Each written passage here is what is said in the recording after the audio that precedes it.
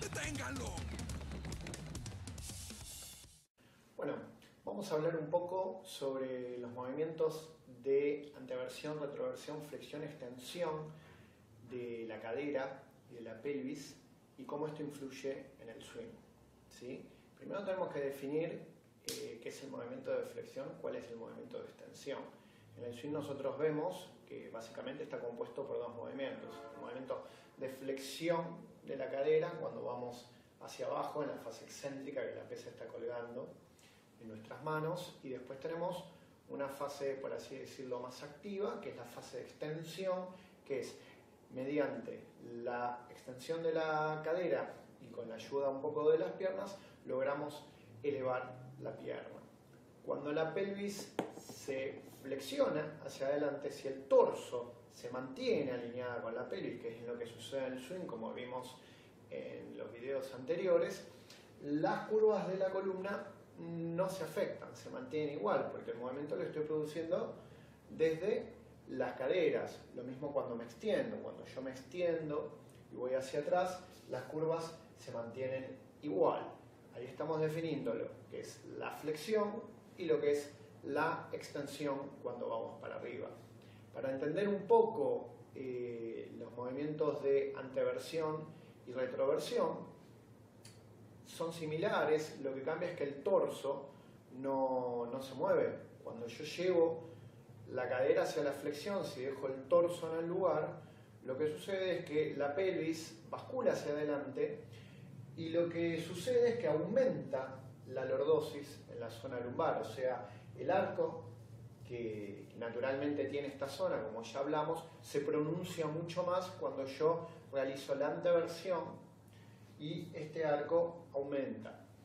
Por el contrario, cuando efectúo la retroversión, o sea, llevo la pelvis hacia atrás, sin mover, o sea, sin que el torso, sin que el resto de la columna acompañe el movimiento, este arco comienza a perderse. Por decirlo de alguna manera, si yo voy hacia la anteversión, aumenta la curva de la zona lumbar. Si voy hacia la retroversión, empieza a desaparecer este arco. Esto tiene efectos en el resto de la columna. Si el arco de la zona lumbar aumenta, hay una tendencia a que la curva de la zona torácica se empiece a perder, se empiece a enderezar. Y por el contrario, si la zona lumbar empieza a perder este arco, progresivamente empieza a aumentar el arco de la zona dorsal. ¿Cómo influye todo esto en el swing?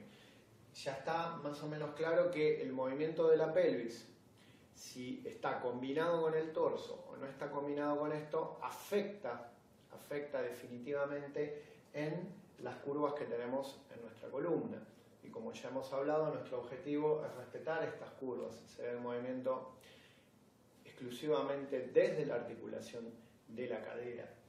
Un concepto muy sencillo para entender el swing y para poder tener los cuidados mínimos en el swing es un concepto que expresa muy bien Brett Contreras en sus videos, que tiene que ver con que si el cuerpo tiene una tendencia a ir hacia la flexión, o sea, si yo estoy yendo por ejemplo en el swing hacia la flexión, la tendencia generalizada de mi zona lumbar es que aumente su curva, pues yo estoy yendo hacia la flexión y la zona lumbar va a empezar a perder el arco y va a empezar a ir hacia la curva.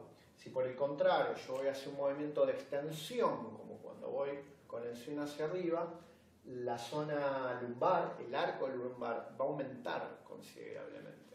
Entonces, una muy buena propuesta que podemos ver es que siempre que haya una tendencia a que la zona lumbar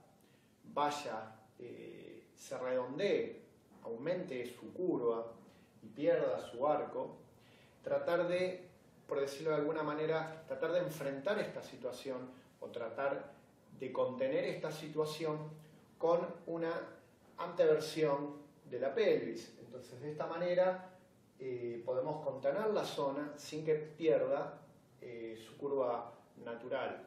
De la misma manera, cuando la zona lumbar tiene una predisposición a acentuar el arco, ¿sí? Yo voy a enfrentar esta situación, voy a contener esta situación, llevando la pelvis hacia una posición de retroversión. Estamos hablando siempre de pequeños movimientos que me ayuden a contener y a mantener esta curva, no de exacerbar una curva y un arco a favor del otro. Un buen ejemplo es, por ejemplo, cuando el cuerpo, siempre que el cuerpo tenga una tendencia a ir hacia la flexión, como cuando haces peso muerto, lo que se busca es posicionar la pelvis con una tendencia un poco más pronunciada hacia la anteversión para que no se presente esta curva en la zona lumbar. En el swing también, en su fase baja, cuando el peso va hacia abajo, una buena idea sería posicionar la pelvis hacia la anteversión para evitar esta curva nociva en la zona baja lumbar.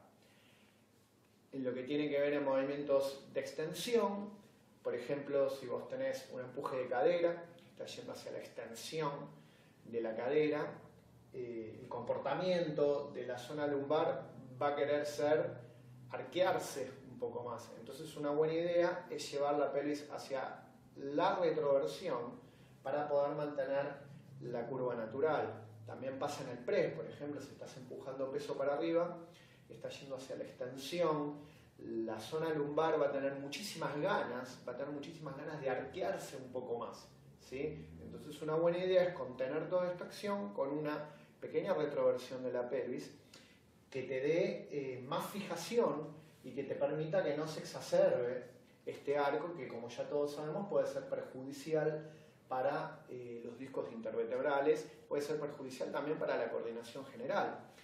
Con respecto al swing, cuando vos vayas para arriba vas a ver que una tendencia de la gente es inclinarse demasiado hacia atrás desde la zona lumbar. ¿Qué es lo que está sucediendo? Claro, la persona está yendo hacia la extensión, entonces su zona lumbar va a querer acentuar esta extensión arqueándose mucho más. Entonces una buena idea es posicionar la pelvis un poco hacia la retroversión.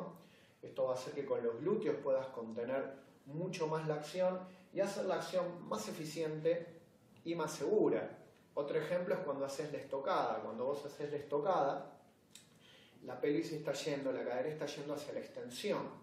Entonces, mucha gente, en vez de extender la zona de la cadera, se extienden demasiado desde la zona lumbar, o sea, pronuncian el arco de la zona lumbar. Una buena idea en esa postura es tratar de llevar la pelvis hacia la retroversión, lo que va a hacer que te estiren mucho más los músculos que uno quiere estirar cuando hace ese ejercicio, porque cuando uno hace una estocada, lo que quiere hacer es aumentar la flexibilidad de psoas ilíaco, aumentar la flexibilidad de los flexores de la cadera. Entonces, con este pequeño ajuste de retroversión vas a evitar que la zona lumbar se extienda, además que aumente el arco de la zona lumbar, vas a poder conservar tus curvas naturales y vas a poder cumplir con la función del ejercicio. La función del ejercicio es exacerbar el estiramiento de los flexores de la cadera.